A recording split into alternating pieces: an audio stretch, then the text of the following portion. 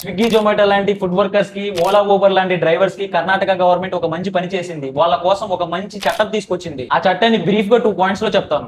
First point, food workers కి, drivers కి Uber, Ola, Swiggy, Zomato లాంటి కంపెనీస్ తో చాలా ప్రాబ్లమ్స్ ఉండొచ్చు. ఎగ్జాంపుల్, పేమెంట్ ఇష్యూ కావచ్చు, అకౌంట్ బ్లాక్ అవ్వచ్చు, ఎక్కువ పెనాల్టీస్ వేయొచ్చు, అలాగే పూర్ కండిషన్ లో వర్క్ చేయొచ్చు. ఇలాంటి చెప్పుకోలేని ప్రాబ్లమ్స్ చాలా ఉంటాయి. ఇప్పుడు కర్ణాటక గవర్నమెంట్ ఏం చేసిందంటే వీళ్ళ ప్రాబ్లమ్స్ ని, ఇష్యూస్ ని డైరెక్ట్ గా కంప్లైంట్ చేసేలా ఒక వెబ్సైట్ క్రియేట్ చేసింది. ఆ వెబ్సైట్ లో వర్కర్ కంప్లైంట్ చేస్తే ఆ కంప్లైంట్ ఆటోమేటిక్ గా కంపెనీకి వెళ్తుంది.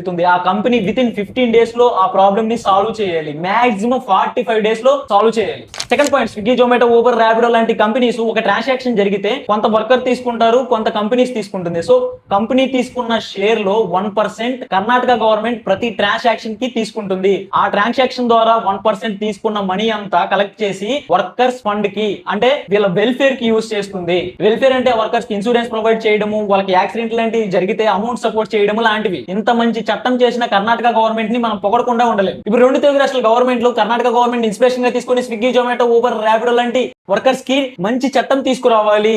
ఎలాగంటే కర్ణాటక గవర్నమెంట్ లాగా.